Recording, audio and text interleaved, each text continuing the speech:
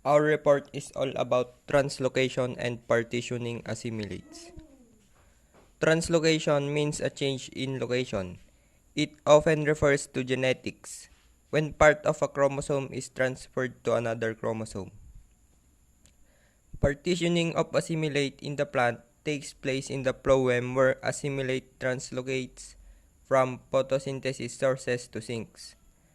Source cells synthesize sugars, which move to the apoplast around the phloem. To maintain metabolic activity, a wide variety of compounds need to circulate to the various parts of the plant. In multicellular plants, the water and inorganic substance absorbed by the roots have to be transported to the leaves. The sugar and other organic compounds synthesized have to be distributed to all parts of the plant, where they are used for growth and maintenance or stored. These parts include the parts that we harvest.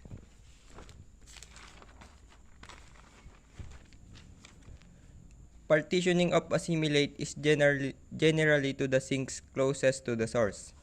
For example, upper leaves export principally to the shoot apex, lower leaves to roots, and middle leaves to both.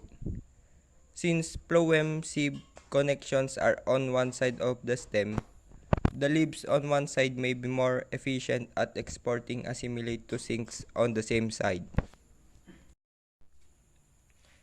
Ang translokasyon ay ang paggalaw ng mga material sa isang halaman mula sa dahon papunta sa mga iba't ibang bahagi ng halaman. Tulad ng nutrients, lalong-lalo na ang sugar. Ang sugar ay ginagawa sa dahon habang nangyayari ang photosynthesis. Pagkatapos ay tinatransport ito patungo sa iba't ibang bahagi ng halaman sa pamamagitan ng phloem. Translocation of substance. Xylem tissue, where water and minerals absorbed by the plant roots move up to the shoots via the dead and lignified xylem vessels. Direction of the flow is unidirectional, that is acropetal, upward from base to top, via the transpiration steam.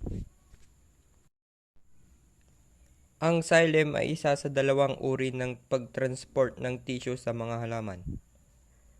Ang isang tulong nito ay ang pagtransport ng tubig galing sa mga ugat papunta sa tangkay at dahon.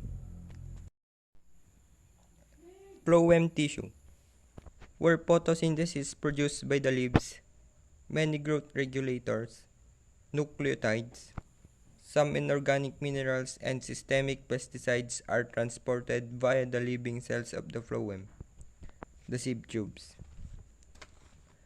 The direction of the flow is bidirectional, that is acropetal or basipetal, downward.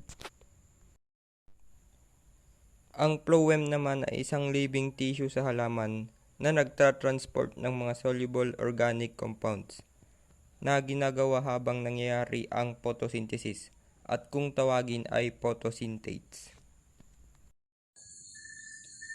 Rules of movement of assimilates. No movement from younger leaves to mature leaves. Upper leaves supply the needs of the stem apex, while lower leaves supply the roots.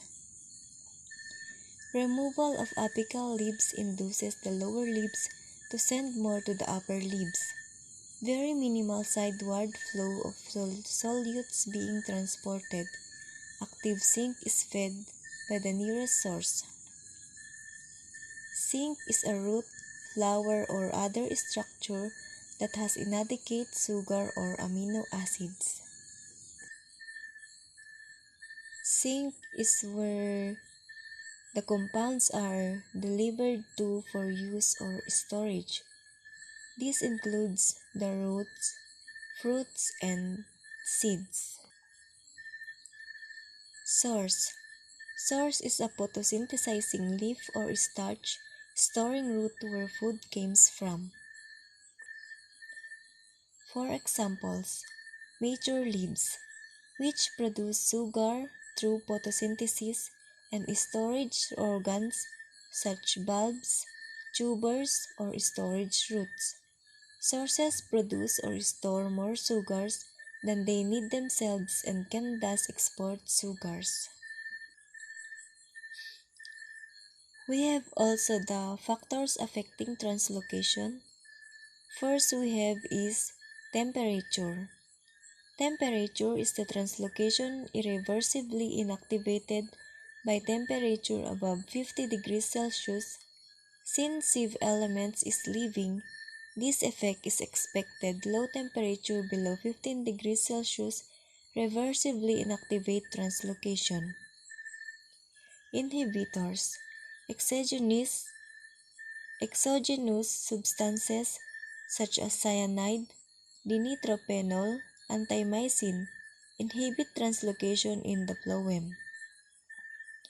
And last we have is the water stress.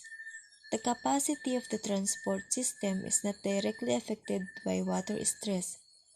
The decline in transport stress in the phloem is largely associated with the effect of water stress on photosynthesis, which determine the amount of available solutes for transport. How does translocation occur?